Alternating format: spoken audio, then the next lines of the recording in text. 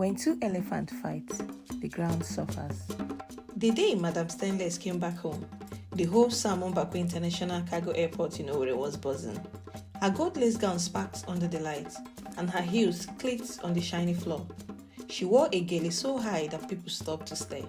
"Driver, carry my bags quick," she shouted. Her driver ran forward, loaded her 2 designer boxes, and opened the car door.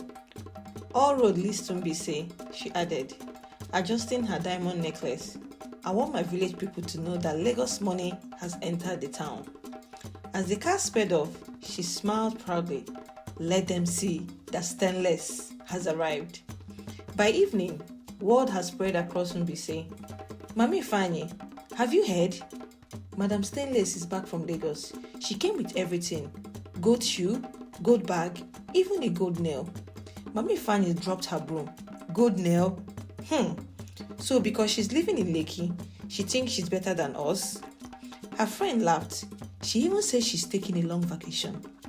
Mama Ifeoma rolled her eyes. Okay now. My own son is abroad. I'll also show her that I am not poor. The truth? If only she knew her son Ifeoma was just a mechanic in Port Harcourt. But Mama Ifeoma didn't care. She was ready for battle. Sunday morning came with drama. Madam Stainless arrived at St. Michael's Church first, stepping out of her car like a queen. Her gele was wide and shiny, her lace gown glittering with stones. A few minutes later, Mama Ifeoma entered. Her own gele reached for heaven. Her pink legs so bright it almost blinded the ushers. They both pretended not to see each other, but everyone was watching and whispering who fine pass and whose gele big pass. Even the choir members were whispering. The priest paused mid-sermon, sighed, and continued. He has seen enough fashion battles in his lifetime. By Monday, the competition was the only thing people talked about. "Did you see Mama Ifeoma's wrapper?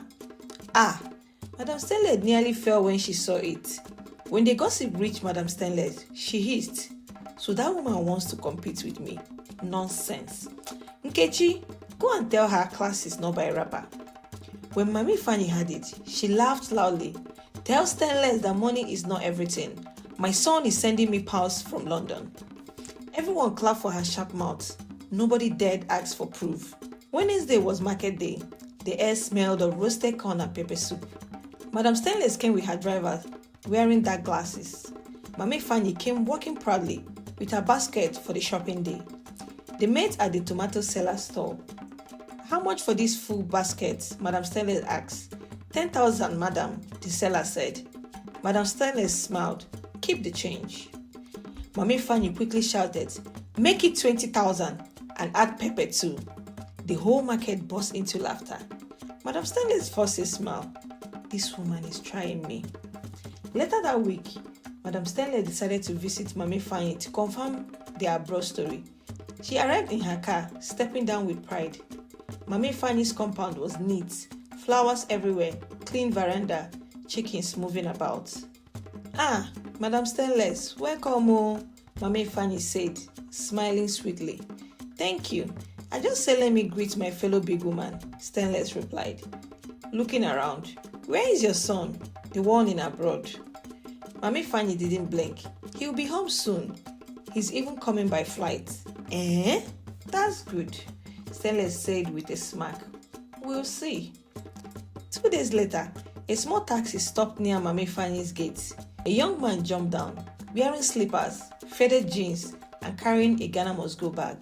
Mama, I'm home," he shouted. Mama Ifeoma ran out, froze halfway, and almost fainted. "Ifeoma, what are you wearing? Where is your box?" "Mama, no transport money remain," he said, scratching his head. Before she could drag him inside, Madam Stainless appeared from across the road.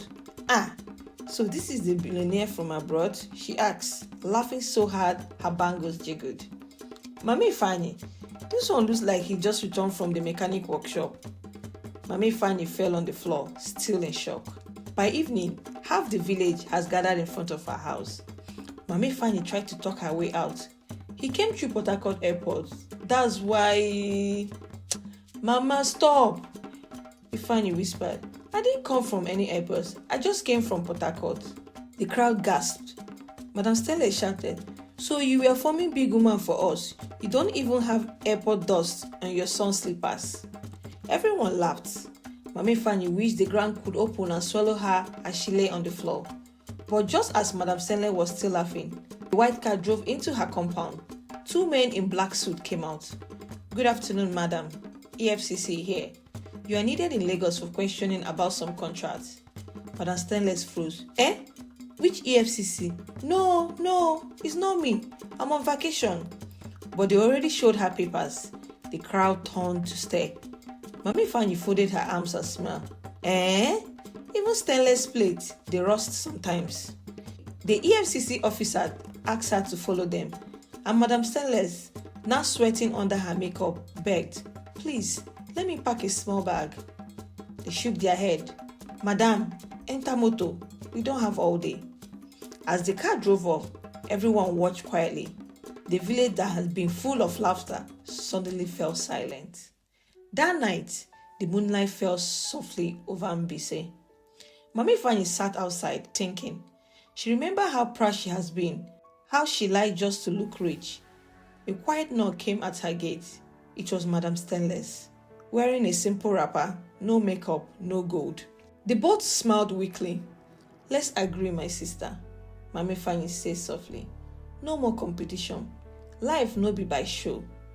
Madam Stainless nodded slowly. "True talk, my sister. I learned my lesson the hard way. Next Sunday, no gele war." They both laughed, their voices echoing into the night. Children passing by began to sing playfully, big woman, oh na woman." As they fetched water together the next morning, the sun rose over Mbaise, shining on two women who finally understood that peace was better than pride. And so, in the end, both women learned that pride and competition bring nothing but shame and trouble. True beauty is not in gold or lace, but in humility, kindness, and peace of mind. Whether you live in Lekki, in diaspora, or Mbaise, respect and simplicity will always shine brighter than wealth. Dear besties, thank you for watching. If you enjoyed this story, please like, comment, and subscribe to the channel for more amazing African stories. Don't forget to turn on the notification bell so you never miss a tale. See you next time.